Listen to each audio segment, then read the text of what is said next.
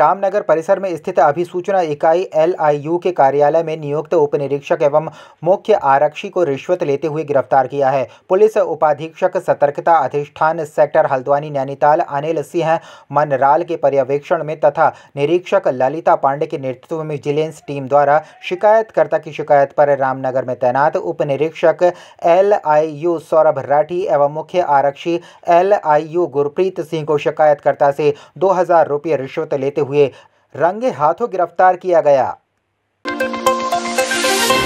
कांवड़ यात्रा के चलते अब पुलिस प्रशासन अलर्ट हो चला है। हरिद्वार SSP परमेंद्र सिंह डोभाल ने कहा है कि कांवड़ यात्रा के दौरान सभी दुकानों और ढाबों वालों को अल्टीमेटम दिया गया है कि सभी दुकानदार अपनी अपनी दुकानों पर अपनी फर्म और अपने नाम लगाकर रखेंगे। साथ ही उन्होंने सभी थाना प्रभारियों और चौकी इंचार्जेस को निर्देशित किया है कि सभी दुकानदारों का वेरिफिकेशन करना बहुत ज़रूरी है। साथ ही दुकानदार और दुकान पर काम करने वाले लोगों के नाम भी लिखना ज़रूरी है। मैं सभी थाना प्रभारियों को, सभी सर्कल अफसरों को निर्देशित किया गया था कि जितने भी दो दुकानें हैं या जितने भी शॉप्स लगी हैं उनके एक तो प्रॉपर तरीके से उनका वेरिफिकेशन होना चाहिए, उसमें जितने लोग काम कर रहे हैं, कौन लोग काम कर रहे हैं। दूसरा, उसका प्रोप्राइटर जिसके नाम पे वो शॉप है उसका नाम लिखा जाना, क्योंकि QR कोड को लेकर लगातार विवाद बना रहता है। उसके लिए एक रेट लिस्ट के साथ साथ QR कोड और जो प्रोप्राइटर्स हैं उनका नाम प्रॉपर तरीके से दुकान में होना चाहिए, ताकि सनद भी रहना चाहिए जो यात्रीगण वहाँ आ रहे हैं और किस दुकान से ले रहे हैं उनको यह पता होना चाहिए। लोकसभा चुनाव में हार के बाद उत्तराखंड कांग्रेस समीक्षा बैठक कर रही है।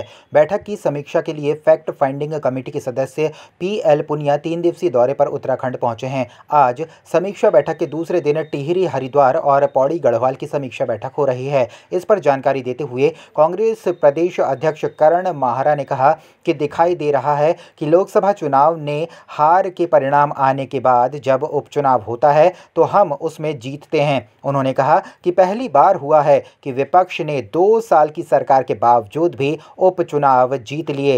इससे एक रिकॉर्ड टूटा है। साफ साफ स्पष्ट दिखाई दे रहा है कि चुनावों के रिजल्ट आने के बाद लोकसभा के 1.5 महीने के अंदर दूसरा इलेक्शन होता है और हम चुनाव दोनों बाई इलेक्शन जीतते हैं और रिकॉर्ड टूटता है कि विपक्ष पिछले 14 चुनावों में एक भी चुनाव नहीं जीता, सत्ता पक्ष जीतती रही।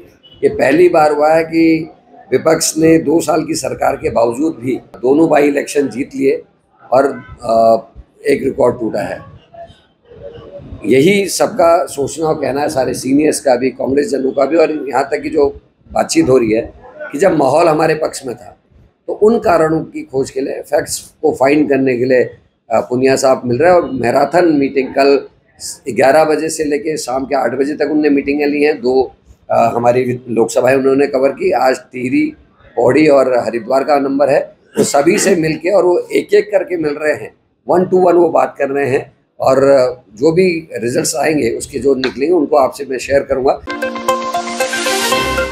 विगत दिनों से हो रही मूसलाधार बारिश के बाद मसूरी को जोड़ने वाले मुख्य मार्ग पर गलोगी पावर हाउस के निकट सड़क का एक बड़ा हिस्सा टूट गया। साथ ही गलोगी की पावर हाउस को जाने वाला मार्ग भी बंद हो गया। इस दौरान यातायात भी बाधित रहा। उसके बाद लोग निर्माण विभाग द्वारा JCB मशीन लगाकर मार्ग को खुलवाया गया, लेकिन मार्ग पर केवल छोटे वाहनों को ही जाने दिया जा रहा है। बड़े वाहनों को केमाड़ी हाथी पांव वाले मार्ग से भेजा जा रहा है। कोठाल गेट के पास बैरिकेड लगाकर वाहनों को वापस भेजा जा रहा है। वहीं गलोगी पावर हाउस के निकट पुश्ते निर्माण कार्य किया जा रहा है।